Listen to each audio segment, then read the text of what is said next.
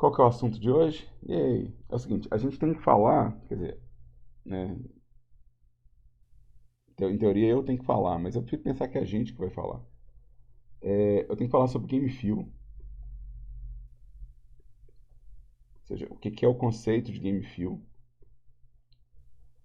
o que é o conceito de game juice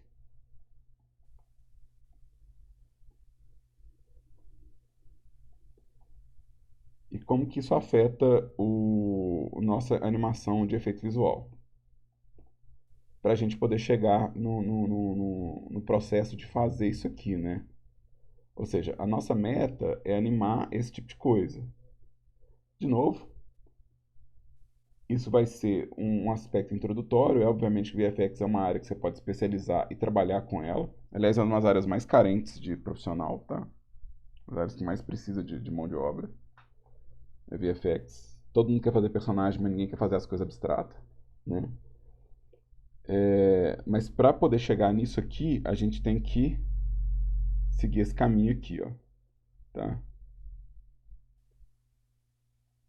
E para explicar esse caminho aqui, obviamente que eu vou usar o jogo que eu trabalhei, né? Não é maldade, tá? É... Mas é porque eu fui o animador de efeitos desse jogo. Então meio que fica fácil pra mim falar sobre animação de efeito, sendo que eu fiz animação de efeito num jogo, né? Meio roubado, assim. Então eu vou abrir meu mixer aqui, só porque já tá baixinho o volume. Acho que vocês não escutam, né, o volume do jogo se eu aumentar aqui. Vocês escutam o volume do jogo? Tá, então beleza. Tá. Então acreditem no que eu falar, tá? Quando eu falar que tem um barulho, vocês acreditam que tem um barulho. É... Mas eu não quero o áudio do jogo atrapalhando realmente a fala, não. Tá? Eu quero mais falar sobre a parte visual mesmo. Tá? Então, vamos lá. Eu vou deixar esse jogo aqui. E a gente vai começar com Game Feel, tá? Na minha cabeça, de novo, né, essas coisas que são de jogos, elas são muito recentes. Então, muito do que a gente fala ainda não tem definição formal. Uma das coisas que não tem definição formal é Game Feel. Não existe uma definição formal, e eu nem quero que tenha, na verdade, uma definição formal. Existe uma definição que é uma espécie de consenso de definição. O Game Feel diz respeito às sensações que você sente com o jogo, as sensações que o jogo transmite para você, tá? Então, e obviamente, quando a gente fala em termos de produção, sou eu produzindo elementos que vão reforçar essa sensação de game feel. Então, o game feel, ele, a primeira coisa que a gente está pensando é a sensação para o player, né? Ou seja, o que você quer que o player sinta jogando seu jogo? Na verdade, de novo, na minha cabeça, na minha compreensão de game design, que, de novo, é uma área nova e não existe definição formal, então a gente pode ser flexível com o que a gente entende sobre a área. Para mim, isso aqui tem que ser o motor do game design, sabe? Tipo, a sensação que você quer passar pro game player, essa né, esse feeling, né, que pode ser uma emoção, pode ser uma impressão, pode ser um raciocínio, um conceito, ela para mim tem que ser a raiz do game design. Então, se a gente pega o Talk to Strangers, ele é um jogo sobre trabalho. Ele é um jogo sobre trabalho. E ele aborda o trabalho do ponto de vista de sobrevivência. Então, ele é um survival de trabalho. Então, as sensações que esse jogo tem que dar são sensações que envolvem o universo de trabalho. Ou seja, eu não posso fazer esse jogo sem desconsiderar que o player tem que sentir que está trabalhando quando joga. Então, as sensações que a gente está passando, né, são de trabalho e são a nossa visão do trabalho, ou seja, é raiva e depressão, né, que a gente quer que o player sinta quando a gente faz a coisa de trabalho, né? Então, para essa sensação para o player acontecer, eu vou ter, por exemplo, obviamente, o visual, né? Eu vou ter, obviamente, o visual. Eu vou ter os sons. Eu vou ter os controles. Né? E eu vou ter o que vocês chamam de lore, né? Que é o conteúdo narrativo, né? Então, lembrando que um jogo igual o Tetris, ele tem conteúdo visual, mas ele não tem, às vezes, conteúdo narrativo, né? Não tem uma narrativa figurativa, vamos pôr assim, né? Não existe uma narrativa objetiva, né? Não existe a história por trás, né? Então, o jogo pode ou não ter o que eu vou chamar de enredo, né? Obviamente que você pode, como a gente é muito, né? O ser humano ele tem um cérebro muito flexível e muito espetacular, ele pode transformar Tetris numa narrativa e num roteiro, assim. Ele pode falar que tem um ser mandando caos para o seu universo de paz e você está tentando ordenar esse caos, que é basicamente o enredo de todo puzzle, né? O puzzle é sempre um enredo de caos e ordem, né? A gente consegue, ou seja, né? Tipo, olha, né? Tem uma história por trás, né?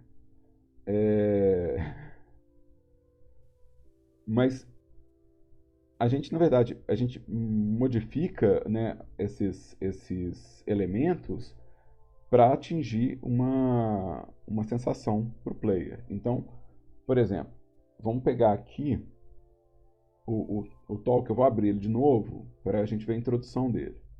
Né? De novo, eu vou pular a parte de som, porque não é minha área, eu não sei falar sobre áudio.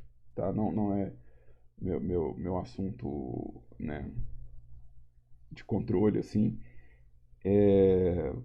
E a gente também não vai produzir isso em aula, né? Ou seja, isso não é assunto da nossa aula também. Então, eu entendo que áudio é uma parte fundamental, tipo, talvez até metade do que é importante num produto de entretenimento, mas ele não vai ser assunto que eu vou abordar aqui, tá? Então, eu só vou riscar isso aqui, só para vocês saberem que eu não estou falando sobre isso, por um motivo. Mas vamos abrir o talk aqui, ó. Então, obviamente tem a logo da empresa, né? A gente tem que assinar e carimbar o nosso produto. E eu tenho essa cutscene introdutória que mostra o personagem saindo para o trabalho, né? Então, aquilo já é enredo, ou seja, aquilo já é narrativa de, né, o personagem, não importa se é o player ou se não é, o personagem saiu para trabalhar. Pegou a maleta e saiu para trabalhar. A nossa tela de título, ela também é enredo. Ou seja, ela também é sobre a narrativa do jogo. Então, chama Talk to Strangers, ou seja, eu estou falando com estranhos, então existe uma animação no fundo, né, que é uma série de silhuetas, né, abrindo a porta, olhando e fechando, que é basicamente o que você vai fazer no jogo. Você vai atrás de compradores de porta em porta. Então, eu estou criando uma tela de título que é também uma narrativa. Quando eu falo estou criando, eu tô falando da equipe, tá? Quem criou esse design foi o Ricardo Tokumoto, que é o diretor de arte do jogo, é o responsável por isso. Eu sou o animador. Eu fiz as portinhas abrindo e fechando. Mas quem criou esse conceito visual foi ele. E a logomarca de título, ela é a sua maleta, né? O seu objeto de trabalho. Então esse jogo ele já começa com essa narrativa aqui.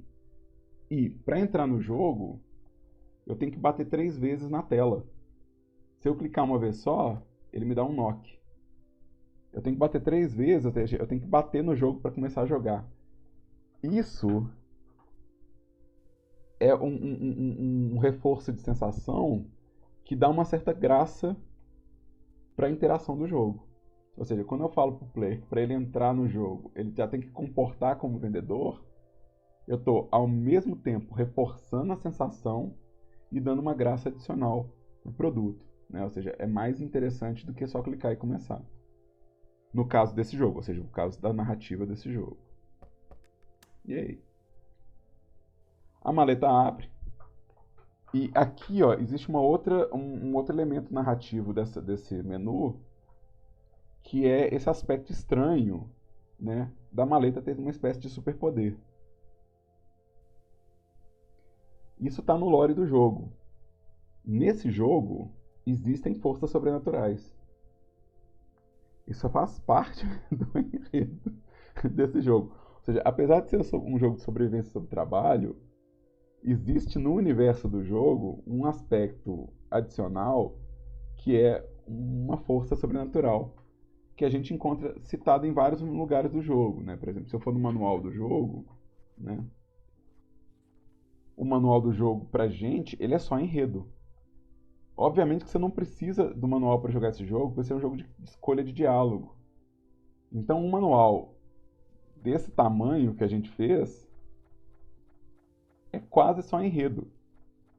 Ele tem umas coisas como créditos, né? Ele tem os créditos que a gente fez, né? Ele mostra como é que a gente calcula o score do jogo, né? Que a gente revela quanto é que a gente... Como que a gente calcula o score do jogo. E de instrução mesmo, né? Tem pouca coisa aqui. Né? A gente tem os comandos, obviamente. Mas muito desse manual é sobre a empresa. E na história da empresa, a empresa que você está trabalhando para ela, a Sunny Morning, ela é um grupo de verdadeiros crentes, ou seja, um grupo de uma espécie de seita, que invocou alguma coisa que a gente não fala o que é. Ou seja, esse culto antigo, anterior a Cristo, é que virou uma empresa de venda de porta em porta. Né? Então, todos esses elementos aqui, ó, que eu estou passando, eles são elementos de sensação que o player vai ter voltados para o enredo. Né? Eu vou criar um novo vendedor. Em termos de visual, vocês vão ver que a gente tem uma série de coisas, por exemplo, post-it, clipes. Né? Se eu começar um jogo novo, a gente vai ter um outro elemento de sensação aqui, ó. Esse jogo é um jogo em primeira pessoa, né? Ou seja, você nunca vê o personagem do vendedor, porque o personagem do vendedor é você mesmo. E porque o personagem do vendedor é você mesmo, a gente teve o cuidado de não colocar um tratamento no diálogo.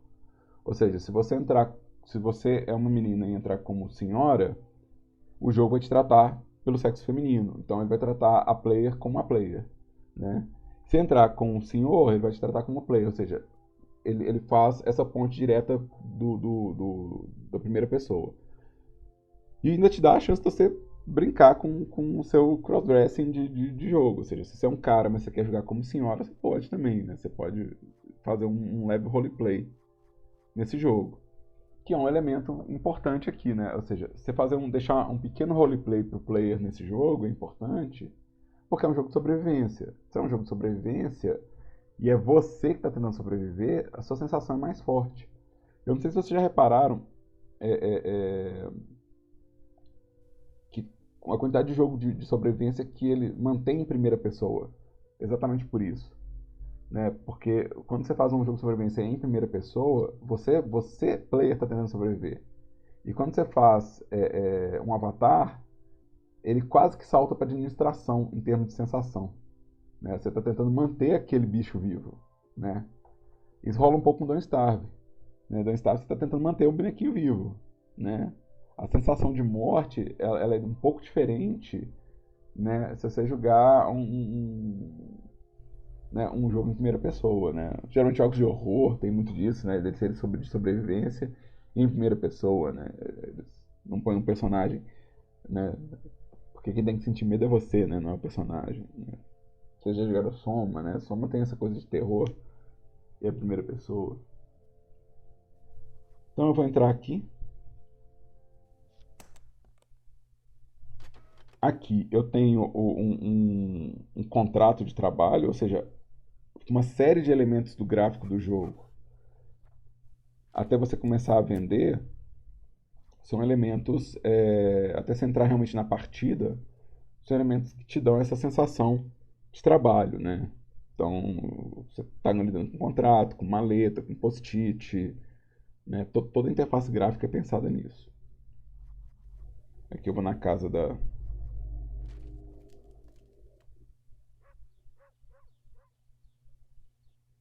senhorinha aqui. Então eu tenho um caderninho de notas com as minhas dicas, né? Tipo, como que essa casa funciona. Mas é um caderno, não é tipo uma tela de HUD, né? Ela é um caderno que você está segurando, né? E aqui, ó, eu tenho meus medidores de jogo, ou seja, aqui já é a regra do jogo, né? Ou seja, aqui já é o game design se manifestando em interface. Você tem dois medidores, que é o de raiva e de depressão, né? E você quer manter eles baixos, você não quer que eles encham, você não quer encher de raiva e encher de depressão. Isso tem a ver com a sensação que a gente quer passar para o player, né? Então, obviamente que todos esses fatores aqui, né, eles convergem, ou conversam, se preferir, com o game design, né? Ou seja, porque eu quero uma sensação para o player, né, eu tenho que pegar um visual que reforce isso. Ou seja, eu tenho uma regra que está trabalhando nesse sentido também. Ou seja, eu tenho que explicar para o player o que, que é energia para ele, o que é energia para o player num jogo de tiro, né? É o sangue, né? Você geralmente usa vermelho, né? E você está perdendo vida, né? Então, sua barra de energia é uma barra de vida e você está perdendo vida. Quando você pega o jogo que a gente fez, você não tem uma barra de vida, você tem uma barra de raiva. E você está querendo evitar que ela encha, né? Mas a base de game design, ela é a mesma, né? Ou seja, a base de game design é a mesma. O que muda no intercâmbio entre a sensação e o game design é o visual. Ou seja, numa a barra está enchendo, na outra a barra está esvaziando. Isso já faz muita diferença. Eu não sei se vocês jogaram Katana Zero. Vocês conhecem Katana Zero. Katana Zero faz um. Pois é, ele tem um macete de game design, de escolha de design, que eu acho genial, porque ele é um jogo de morrer muito, né? Ele é um jogo que você vai morrer muito. Só que você não morre. No Katana Zero, você não está realmente jogando a fase, você está planejando um ataque. E porque você está planejando um ataque, quando você fracassa, o seu plano deu errado, mas você não morreu. Essa abordagem de comunicação, né, ou seja, essa mudança de, que o design faz para comunicar a regra, ela muda a sensação que você tem no processo. Dá muito menos raiva de morrer. Outro jogo que faz um negócio genial no design para comunicar a ideia, que é Celeste. Né? Celeste, você vai perder um brincalhão de vidas naquele jogo. Celeste te mata muito também. Mas todo o assunto de Celeste é sobre superação. Então, tudo em Celeste comunica você superar, você colocar para você mesmo uma meta e você atingir porque você quer. E isso, como efeito de sensação e design, quando você desiste em Celeste, tem um impacto tão diferente do que desistir em outros jogos, né? Porque, por exemplo, eu, sei lá, joguei Ori, joguei um monte de Ori não tem essa pegada. Eu não tava nem aí pra aquela floresta. Eu parei de jogar e tá de boa. A vida que segue. Eu não senti peso por não ter jogado até o fim. Eu joguei até meu limite, né? Hollow Knight, mesma coisa. Eu não zerei Hollow Knight. É um jogo super difícil. Chegou no meu limite de habilidade, eu falei, tá bom, eu tô satisfeito. Celeste eu tive que ir até o fim. Eu não mudei conta. Eu sentia que eu tinha que levar a menina ao topo da montanha, sabe? Que eu devia aquilo para ela mesmo, que eu devia aquilo para mim, porque é sobre você pegar o desafio até o fim, sabe? Então deu certo comigo, né? O que eu tô falando é que essa sensação ela colou em mim, né? Ela funcionou comigo. E de outros jogos não funcionou comigo, o que não quer dizer que esses jogos são mal feitos. O game feel, ele também ele vai direto para os tipos de player, ou seja, tem player que não gosta de uma sensação ou que não se apega a uma sensação, e obviamente seu game design vai afastar esse player. Quanto melhor aquela sensação, mais afastado vai estar aquele player específico, tá? Então, isso é o que vai acontecer nesse jogo. Esse jogo ele vai te fazer passar raiva. O meu medidor é de raiva. Se você não gosta desse roleplay, de sentir raiva no jogo, sabendo que essa raiva não é de verdade, né? Se você não gosta dessa pilha, que é uma pilha que tem no jogo de sobrevivência, você não vai gostar desse jogo. Isso vai te afastar, né? Então a gente vai ter né, uma parte do design aqui de visuais que é para realmente te dar essa ideia. Outra coisa que tem nesse jogo é esse aspecto estranho, né? Esse é um jogo de aspecto estranho. Então ele tem essa comunicação onde a interface, o gráfico, os personagens são todos muito fofinhos. Tudo no visual desse jogo é dirigido para ser bonito. Bonito no sentido fofo, sabe? Quase como se fosse um jogo para criança, sabe? O Ricardo teve muita manha de criar esse design, assim, de falar assim, olha que velha fofa, né? Mas algo estranho pode acontecer. Os diálogos são estranhos, e à medida que você vai avançando, vai ficando estranho, a conversa vai ficando estranha. E acontecem coisas estranhas nas casas. Eu vou morrer aqui, ó.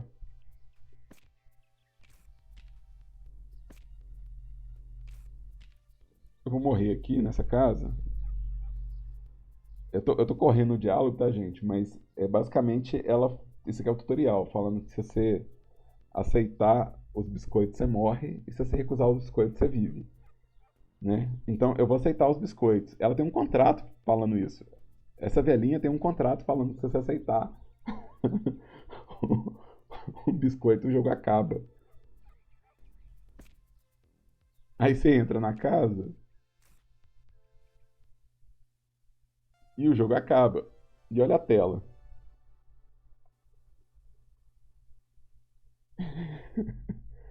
Então, você desiste de ser vendedor para comer biscoito. E é estranho, sabe? O design das telas de morte, elas são meio bizarras, assim, né? Então você pega, tipo assim, a velhinha tem uns olhos do mal, assim. Então, eu fiz algumas dessas telas, né? Eu fiz algumas das telas, o Ricardo fez outras, né? A gente dividiu esse trabalho. Foi muito legal fazer essas telas de final, foi muito bom. Exatamente porque você estava fazendo um gráfico estranho, assim, você estava fazendo um gráfico esquisito, assim. Eu morri.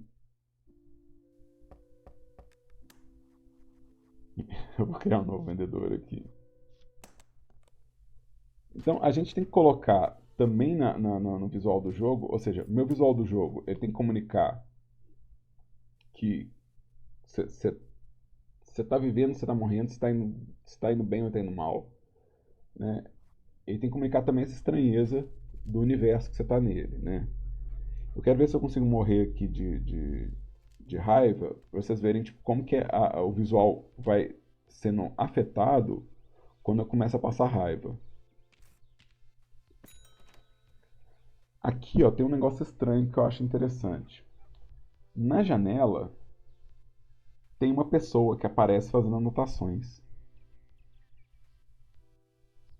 Essa casa é a casa normal. Essa é a casa da mulher normal. A casa da mulher normal tem um cara que chega na janela e fica anotando alguma coisa. Ou seja, não é normal. Tem algo estranho aqui.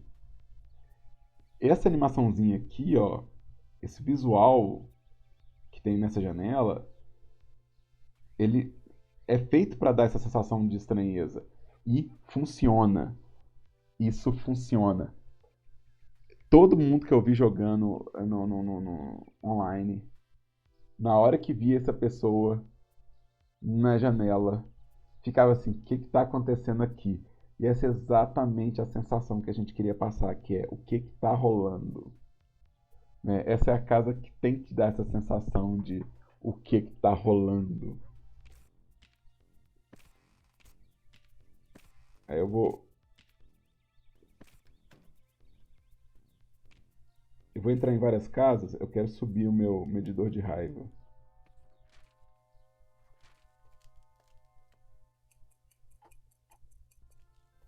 Então, em várias casas tem isso da estranheza, né? Algumas é por causa da estrutura mesmo. Então, aqui, ó, eu tô conversando com esse cara. E tem uma mulher no fundo com um champanhe. E esse cara tá com uma rede de limpar piscina. Então, assim, a escolha do personagem, sabe? Tipo, por que que o cara que limpa a piscina tá atendendo a porta, sabe? Qualquer relação desses dois. Então, toda casa vai ter alguma coisa assim que, se você olhar com calma, tá esquisito.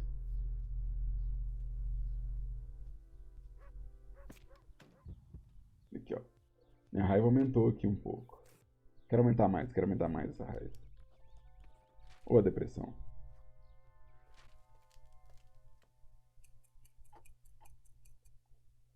Passagem de tempo.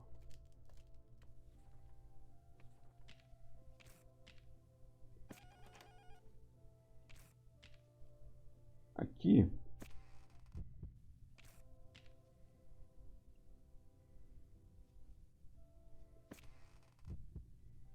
toda vez que eu aumento minha raiva, ou minha depressão, tem uma animação aqui mostrando que aconteceu alguma coisa nesse canto, tá?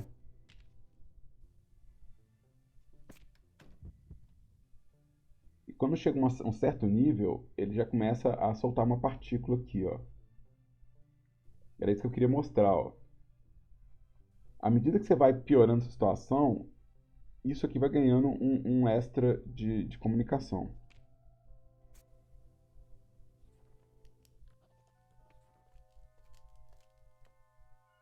Eu vou aumentar mais ainda minha depressão e minha raiva, porque eu vou dormir.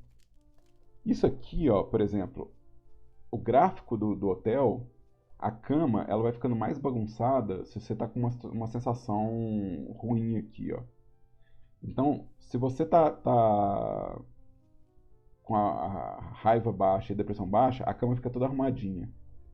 Se a depressão tá alta, a cama fica bagunçada, tá? Isso é pra te dar uma sensação ruim mesmo.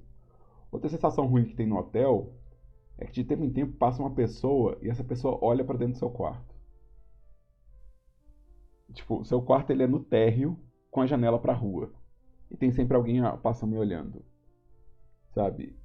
É pra ser desconfortável, sabe? Seu hotel não é pra ser confortável, né? Eu vou ligar o alarme, vou dormir. E eu vou aumentar minha raiva e minha depressão.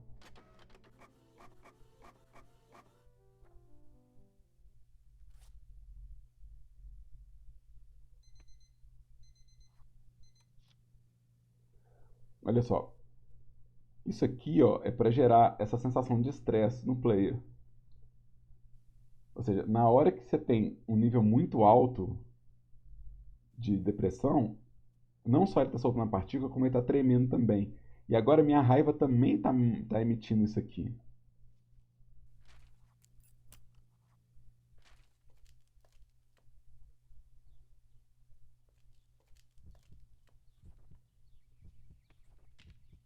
Aqui, ó, todas as casas vão ter um gráfico de algo acontecendo aqui, né? Então aqui tem um sujeito que toma um drink, parece que está dando uma ordem. Se eu começar a vender aqui, um robô atende a porta, obviamente, né? Isso é uma coisa que acontece de um dia para o outro, assim, as casas que vão abrindo, elas vão ficando mais estranhas, né?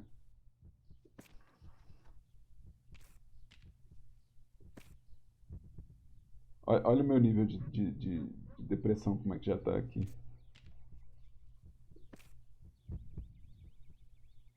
E olha como é que tá o nível agora, com as duas tremendo.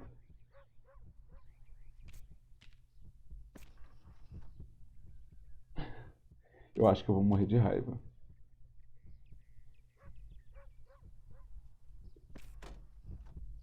Eu acho que eu vou morrer de raiva.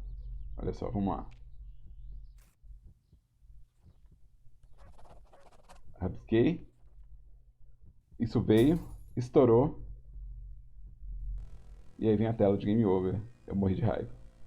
Que é a morte principal do jogo. Essa é a morte que acontece quando você não gerencia nada. Essa é a principal morte do jogo, assim, a morte de raiva.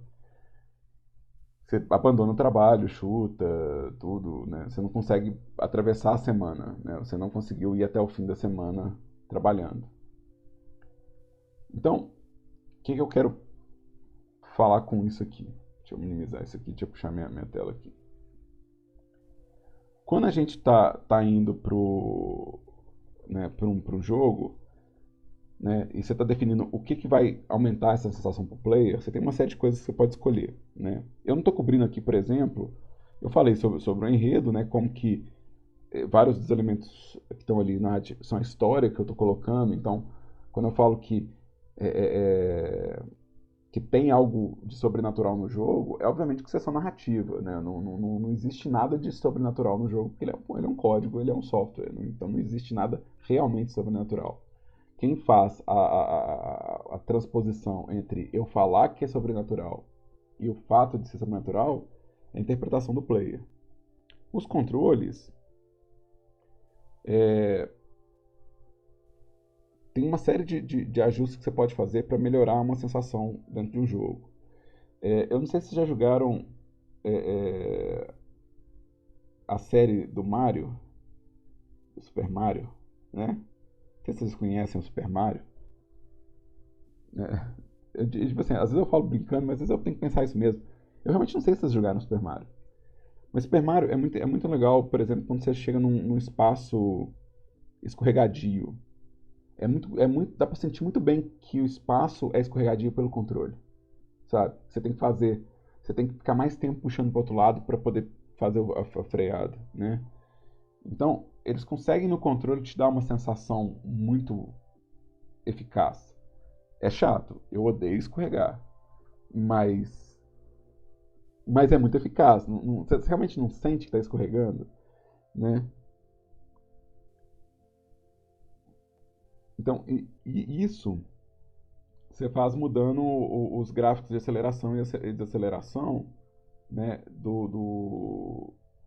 né, do controle, ou seja, o tempo que ele leva para pegar a velocidade quando está escorregadio, né?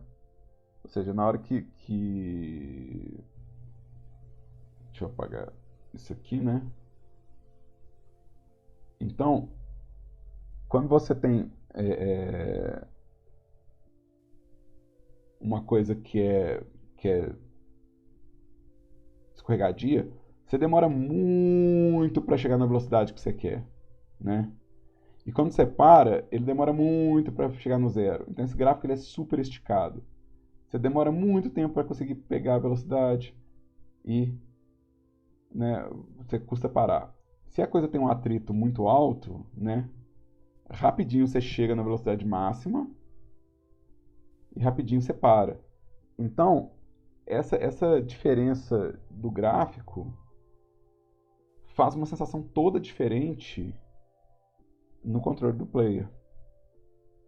Outra coisa é vibração, né? Aonde você coloca, a intensidade que você coloca a vibração no jogo, você está tentando passar para o player uma sensação. Fala assim, olha, né, não sei se vocês jogaram Gris, eu achei genial. O Gris ele usa vibração quando você tem as partes que você pode quebrar. Ou seja, quando você está em cima de uma área que você pode quebrar, né, quando você está em Gris, em cima de uma superfície, que ela já é rachada essa superfície, né? Ela é toda trincada. E você pode quebrar essa peça. Por que eu achei genial? Porque aonde você não consegue ver que você está em cima de uma superfície assim, né, naquela parte do jogo que é escura, às vezes você está em cima de um lugar que você pode quebrar, mas você não consegue ver que você pode quebrar. Você só sente que você pode quebrar. E isso é genial, sabe? Esse é o uso muito correto do design da vibração. Você sabe que pode quebrar aquilo. Você passou por cima, você sentiu vibrando, você, opa, eu posso quebrar aqui. E tem um pedaço do jogo que inclusive te deixam preso, que para sair você tem que sentir. Você tem que passar por cima e sentir a vibração. Então, boa parte do que a gente faz com os controles é dar essa sensação. E obviamente com o visual também, né? O visual, a gente vai dividir o visual em duas partes aqui, tá? Então, eu vou dividir o visual em comunicação, que a gente chama também de feedback, tá? Feedback, mas eu prefiro o termo comunicação, porque ele cobre, porque feedback ele é uma animação de retorno, então isso aqui seria o retorno, eu tenho que interagir para poder ele falar comigo, né? E a gente vai separar outra coisa como Game Juice.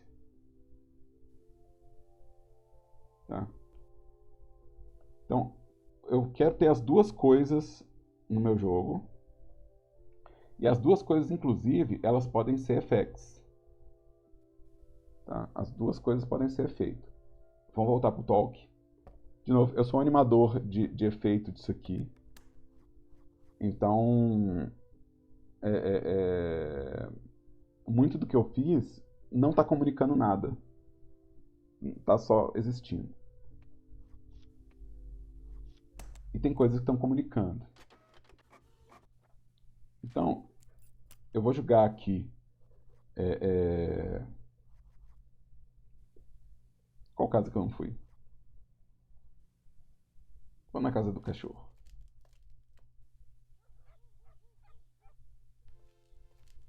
Aqui, ó, a gente já tem algumas coisas. Por exemplo, aqui, ó, quando você tem esse movimento do menu, ou esse highlight das coisas, o highlight aqui, ó, todos esses highlights que eu tenho aqui, eles são comunicação visual.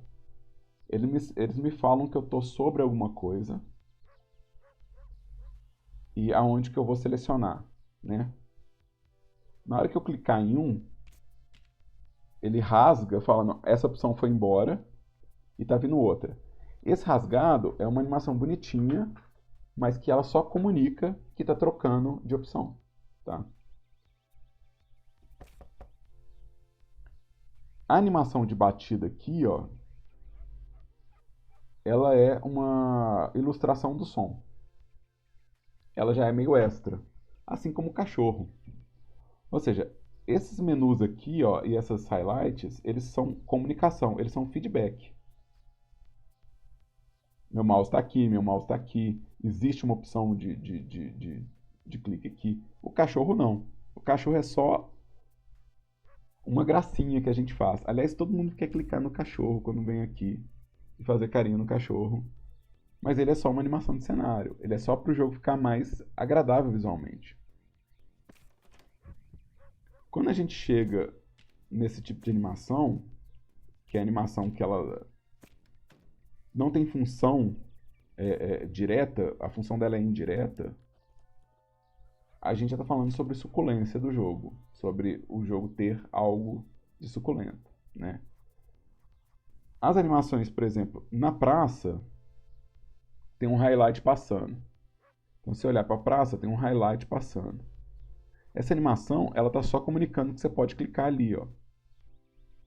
Que é um espaço que você pode clicar. Principalmente porque é um espaço novo. Ele não é casa, né? Então, se eu for aqui, ó, eu posso ir lá, mas ele não é uma casa, ele é uma outra coisa clicável. Se eu não tiver aquele highlight, as pessoas não clicam. Se eu não tiver aquele highlight, as pessoas não clicam. Se eu não fizer um highlight do que pode clicar, simplesmente as pessoas não vão clicar. Tá? Eu não vou entrar no banheiro, não, mas é interessante o banheiro, depois vocês façam isso. Aqui, ó. Então, a fonte é um botão animado, ó. Tem o efeito da água correndo na fonte, né? É óbvio que os pombos, eles são animados, porque você não vai querer que ele seja estático, que o cara do cachorro quente é negócio. E a água, é óbvio que você não quer que ela seja estática. Mas não é obrigatório, tá? Isso não é obrigatório. Fica melhor com a animação do que se fosse só a fonte sem a água, né? Mas eu não considero isso aqui uma animação de Game Juice, porque fica muito feio sem isso. Então é quase como se tivesse quebrado, assim, né? Ou seja, o botão vai funcionar, o highlight vai comunicar, mas sem a água mexendo, fica tosco. Não chega a ser suculência, isso chega a ser tipo, quase uma obrigação, né? É diferente das transições, por exemplo, né? Quando eu vou de um cenário para outro, por exemplo, né, eu vou para casa comum de novo de noite. Pra vocês verem a diferença de um horário para outro, né? Essa transição dos pezinhos, ela já é um extra. Ela já me dá uma suculência, porque eu não ando no jogo. Eu só troco de tela. Eu podia muito bem ir de uma tela para outra. Eu não tenho obrigação nenhuma de comunicar para o player que trocou de tela com uma animação. Tipo, a tela visualmente troca, isso já está comunicando, o feedback já está feito. Quando muda o cenário, muda o personagem, muda a cor, isso já faz a transição. Mas a transição de pezinho, que foi animada nesse jogo, ela me comunica que tem algo mais acontecendo, né, que é você andando de uma casa para outra. Esses carinhas, olha só, o mesmo carinha que estava anotando de manhã, ele está tomando um drink à noite. Isso deixa o jogo mais divertido. Isso não é obrigatório e deixa o jogo mais divertido. Deixa eu começar a vender aqui, ó, só para você ver que não é a.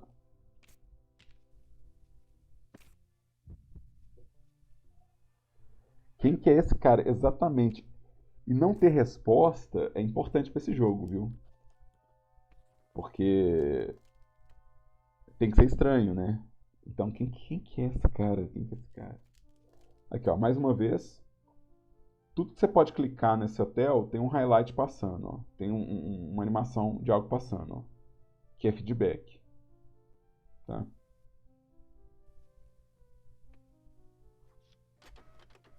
Deixa eu passar o relatório. É para dar mistério, exatamente, claro.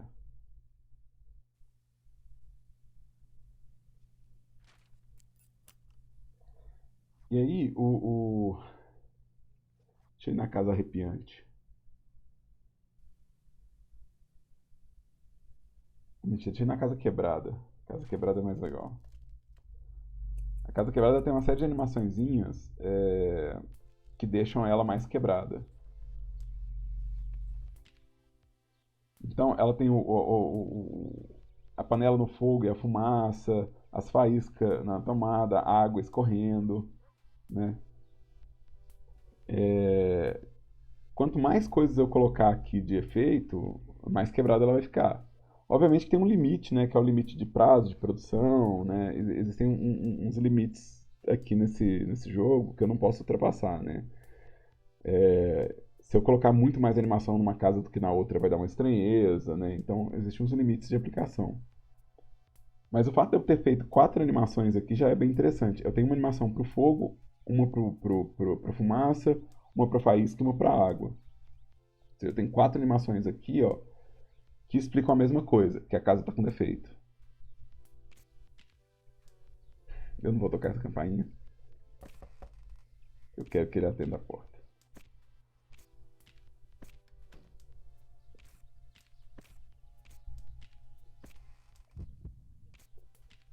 A gente não teve, no formato do jogo, que eu quero explicar é isso aqui, ó.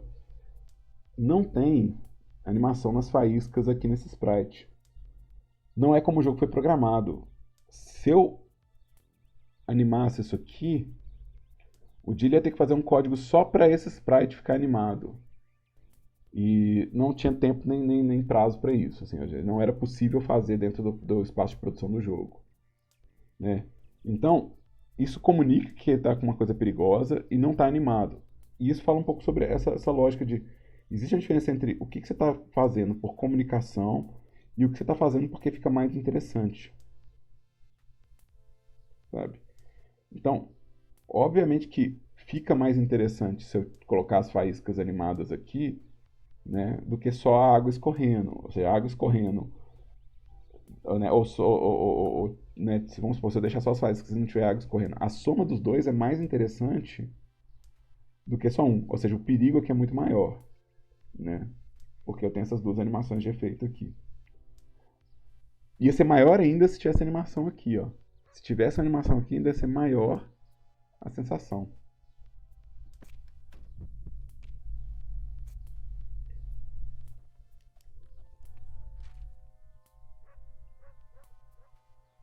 Isso vai valer pro meu menu de raiva aqui, ó.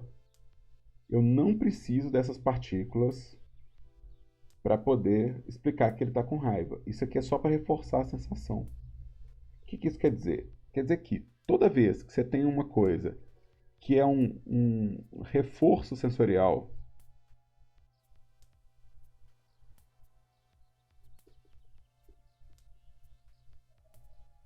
ou seja, o feedback ele está falando o que você tem que entender. O Game Juice ele é só um reforço. Ele é um extra, sabe? Ele é uma camada acima do que você faz, né? Para que aquela narrativa fique mais eficaz. Então é como se estivesse sublinhando uma sensação. Né? Então esse reforço das sensações é o que a gente chama de Game Juice. Deixa o jogo absurdamente melhor. Né? Então o jogo fica absurdamente melhor porque você está usando um Game Juice. Game Juice também funciona no áudio? Claro. Ou seja, o áudio vai ter as mesmas relações de feedback e reforço. Tá? Então você vai ter coisas como som ambiente, né, som de batida, som de reverberação, você vai ter uma série de coisas com áudio. Como não é a minha área, eu não vou entrar em como que isso funciona. Isso é muito assunto para outra, né, outra aula ou outro professor. Mas vocês entendem que eu tenho essas duas coisas aqui, ó, comunicação e feedback, e Game Juice, que é o reforço, e que para um jogo ficar realmente bacana, é como se eu tivesse feito só o dever de casa e aqui realmente é que eu estou vendendo meu peixe, né? Então, vamos pensar, isso aqui é obrigatório, tá? Isso aqui é obrigatório. Sem isso o jogo não funciona.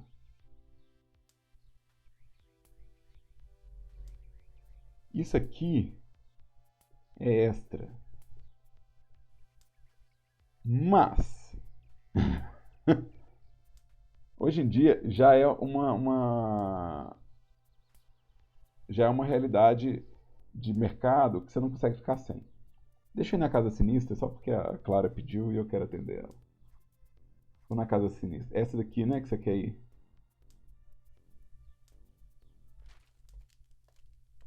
Ó, os passinhos. Essa transição de tempo passando também, ela comunica, tá? Ela fala que você passou um tempo do dia. Ela tem mais uma razão de comunicação do que de suculência. Nessa casa, eu acho que essa foi a primeira animação que eu fiz pro jogo, foi essa. Que foi o gatinho. Né? Tem um gatinho aqui que tá mexendo. E eu acho importante ter umas animações assim, gente, porque senão o player pode pensar que o jogo travou. Se o seu cenário é completamente estático, se o seu player não tem idle, se não tem nada mexendo na tela, o player pode olhar e achar que travou. E eu falo isso porque eu jogando, eu sinto isso às vezes. Tem jogo que não coloca essas coisas e eu mexo o mouse ou então eu mexo no controle para ver se o jogo não travou. Porque não tem nada me falando que o jogo tá rodando. Então, quando o personagem chega nessa casa e ele tá num estado bom, eu preciso falar pra ele, ó, esse jogo tá rodando. Vamos vender. Olha que beleza, Clara. Você queria vir aqui?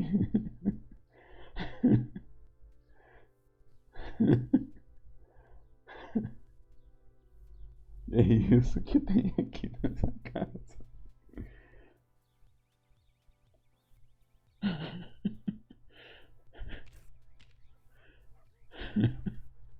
Bom, as três opções que eu tenho aqui é tipo reticências.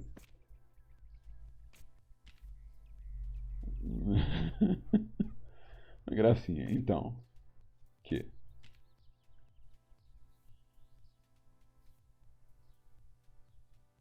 não tá bonito isso aí, mas eu já vi coisa pior. Eu ofendi o trabalho do cara. Eu ofendi o trabalho dele.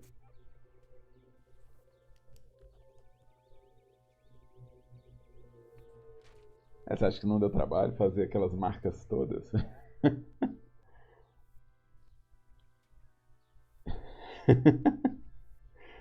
Ó, tinha na casa.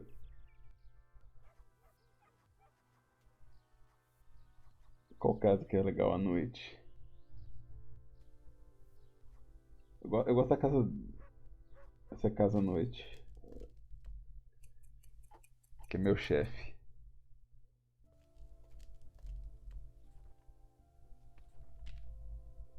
Aqui, ó, tem tipo um cara assistindo um jogo de futebol aqui na casa. Olha só, na hora que eu vou começar a vender, ele levanta pra vir atender a porta. Eu acho isso super legal. Eu também fiz essas animações, tá? Essa animação de efeito foi eu que fiz. De novo, os conceitos são todos da equipe e a direção de arte é toda do Riot.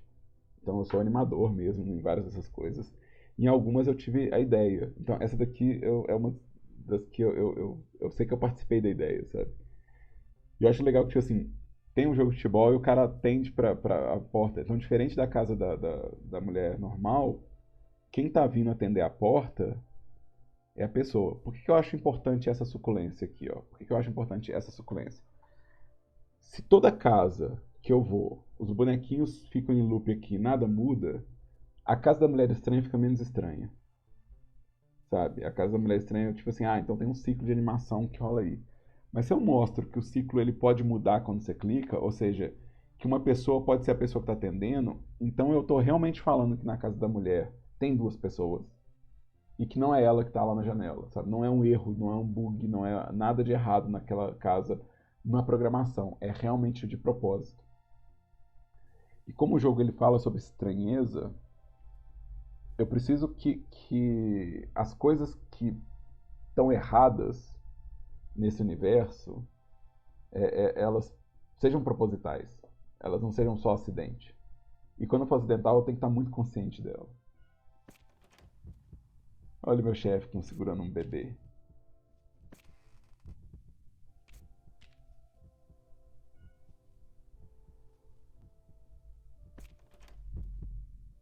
Eu acho que eu vou morrer de novo, gente.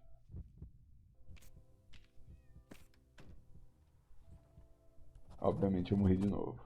Obviamente eu morri de novo. Mas eu não tô comprando os itens, né? Eu não tô fazendo uma série de coisas. Ele é esquisito, ele é esquisito. Todo mundo é esquisito nesse jogo.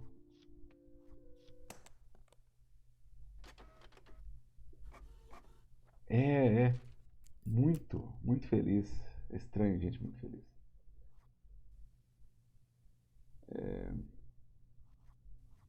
Vamos nessa casa aqui.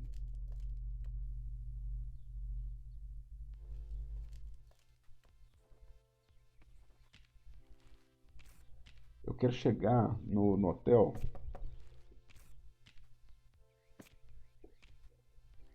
Eu quero abrir o menu de itens, que é uma série de animações que eu fiz, foram as animações de item.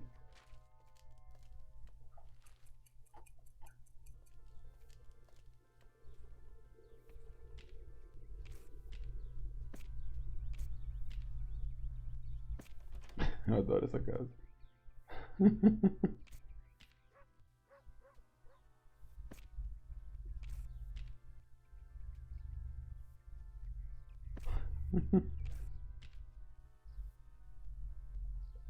Eu adoro essa casa. Eu adoro essa opção aqui, ó. Ha! Boa tentativa, detetive, mas não vou cair nessa. Tem mais história nessa frase do que em muito texto que a gente escreveu, cara. Essa frase aqui, ela tem muito enredo nela. Boa tentativa, detetive. Mas eu não vou cair nessa. Ele responde. Eu adoro isso.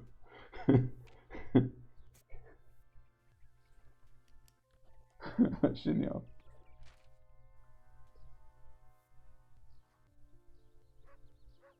É, vou na mansão à noite.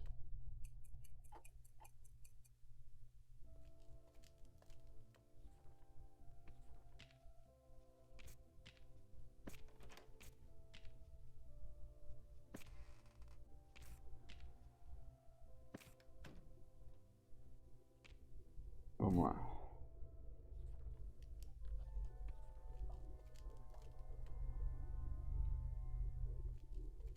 Aqui é só pra eu poder, pra fazer a transição, entendeu? De um assunto para outro. Eu quero entrar nos itens, tá? Você tem uma série de itens que você pode comprar aqui. Vou pegar o retrato da família. Deixa eu ver um que é legal. Os comprimidos é legal. O vinho é legal.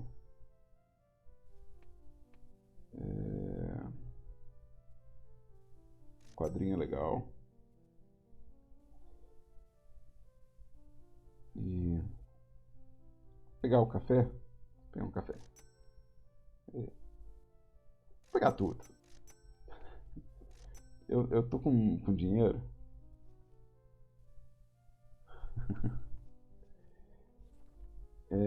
E aí, o que acontece? Eu tenho os meus itens. Todos os itens têm uma animaçãozinha. Ou seja, consumir o item puxa uma animação de efeito. Todos eles.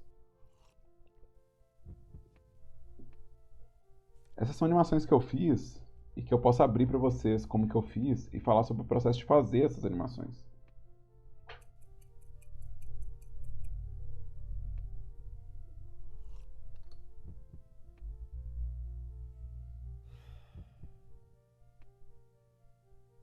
Aqui eu não posso usar o horário de verão, mas eu posso usar o adesivo de nicotina, as pílulas,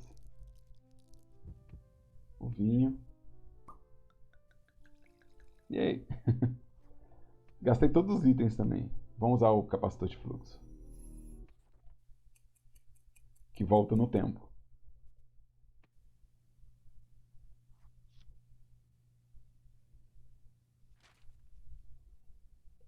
E aí eu voltei no dia, ó. E eu posso tentar de novo fazer as minhas vendas. Pois é, o que acontece? Todas aquelas animações, todas aquelas animações de efeito dos itens, elas se qualificam como Game Juice, porque usar o item, basicamente, o item sumindo do menu e seu valor mudando de raiva e depressão, já comunica que você usou, mas fazer o item sendo usado deixa o jogo mais legal. Né? Então, fazer as animações de efeito disso é legal. Né? E eu tenho alguns arquivos de animação deles e eu queria mostrar para vocês porque entra no primeiro tipo de animação que eu acho que a gente pode pensar em fazer de FX, que é a animação de sprite. A animação de sprite ela é compatível tanto com 2D quanto com 3D. Ainda é muito usado E ele permite que eu faça algumas composições de cena, né, e trabalhe com alguns recursos de um software, né, sem preocupar tanto com a viabilidade de implementação, né, porque basicamente a animação de sprite vai ser uma sequência de imagens. Né? Então, porque vai ser uma sequência de imagens, é altamente compatível e você pode fazer toda dentro de um software. Você pode pegar um software e fazer tudo lá dentro, exportar a sequência de imagens e vai funcionar com qualquer motor. A gente ainda usa muito a animação de sprite para fazer fogo, para fazer fumaça, para fazer efeito de dano, de tiro. A gente ainda usa demais isso aqui. Né? Dá para fazer com outras técnicas, mas ela é muito usada. E eu quero mostrar um pouquinho do processo disso aqui para vocês. Então, eu vou abrir o Blender antigo, porque eu fiz isso no Blender 79.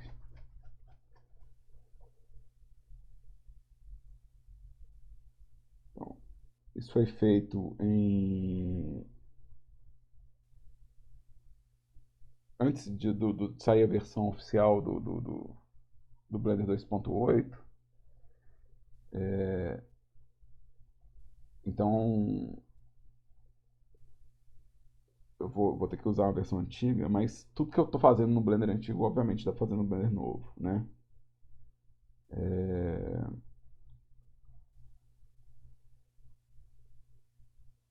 Então aqui, ó, vou abrir as pílulas. O que é animação de pílula? Aqui, ó, eu tenho uma imagem, que é a minha imagem de referência, né? Então, eu tenho a tampa e eu tenho a imagem de referência. Mas a minha animação aqui, ó, das pílulas, deixa eu dar um play aqui. Ela é, na verdade, um objeto 3D, tá vendo?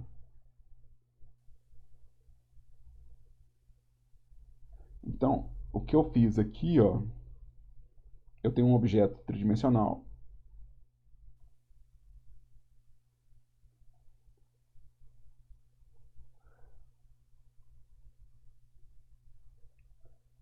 E o que eu estou fazendo para poder gerar esse efeito é, eu tenho uma câmera e eu renderizo a sequência de imagens. Ou seja, isso aqui vai mandar para uma pasta uma sequência com essas imagens todas no espaço. Todos os efeitos, na verdade, do Talk do Stranger, porque são efeitos de um jogo 2D, eles viram sequência de imagem, viram sprite, porque o jogo 2D ele é todo feito de sprite. Mas isso não impede que eu possa fazer a animação toda com 3D. Várias das animações, na verdade, desses efeitos, né, por exemplo, o vinho, ele tem inclusive uma simulação de fluido. Eu não animei o líquido caindo, né? Eu fiz uma simulação do líquido.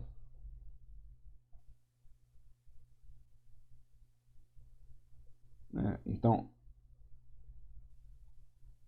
o, o, o- aqui eu tenho que dar um novo bake do fluido para ele recalcular a área de impacto aqui, né? Então,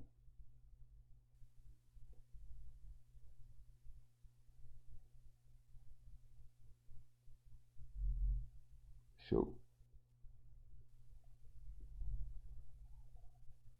Ele está recalculando aqui para mim. É, Então, assim, eu criei uma simulação de líquido que vai calcular em cima de um sólido é, qual que é o formato do líquido em cada frame. Ou seja, se eu fosse fazer essa simulação de líquido num software 3D, né, num jogo 3D, ou fazer no próprio motor 2D a animação dele todo lá, isso é muito pesado. Né? Mas eu posso usar isso. E esse objeto aqui, ó, esse objeto gigante aqui que está descendo, é ele que faz a transparência do meu líquido. Ou seja, quando meu líquido está descendo, isso aqui faz um canal de alfa. Quando eu pego a animação do líquido, os sprites, deixa eu abrir aqui os sprites.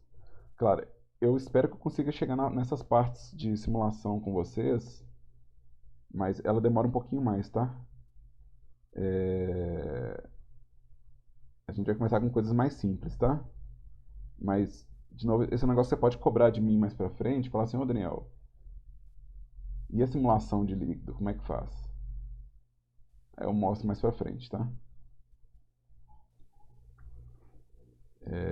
Eu vi que você tá com essa pergunta na ponta da língua aí, mas deixa eu vir aqui na pastinha aqui. Eu quero ir na biblioteca Sprites, interface, itens, Wine Effects. Então, o que eu entrego lá o que eu entrego pro jogo é uma sequência de imagens. E quando o vinho está descendo, ele tem essa transparência aqui cortando ele, tá vendo? Quem faz essa transparência de corte é esse objeto aqui, ó. Esse objeto aqui é um objeto branco que eu falo que ele é o canal alfa da imagem também. Não vai dar para simular isso aqui, vai demorar demais, gente. Eu não vou esperar ele, não.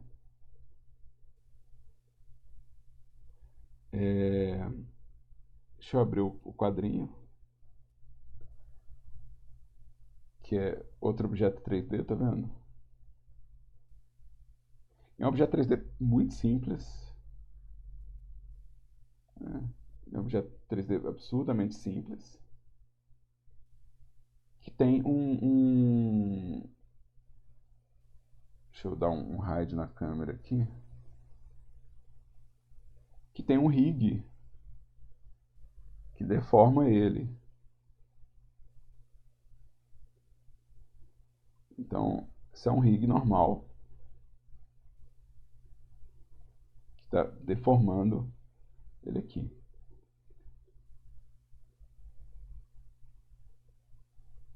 Ou seja, a gente pode, para fazer os sprites para o universo de jogo, né? Ou seja, a fonte para gerar esses sprites para um jogo, tanto 2D quanto 3D, ela pode ser uma animação 3D. Ou seja, a gente pode usar o Blender, né, para gerar esses sprites que vão ser aplicados tanto no jogo 2D quanto no jogo 3D. Inclusive eu posso fazer um sprite 3D, um modelo 3D que vira um sprite 2D. Tipo assim, e eu posso fazer um sprite 2D que vai atender ao espaço 3D. Tipo, essa comunicação ela é possível também, tá? Deixa eu entrar aqui, apagar isso aqui. Vou fechar esse cara aqui. E eu vou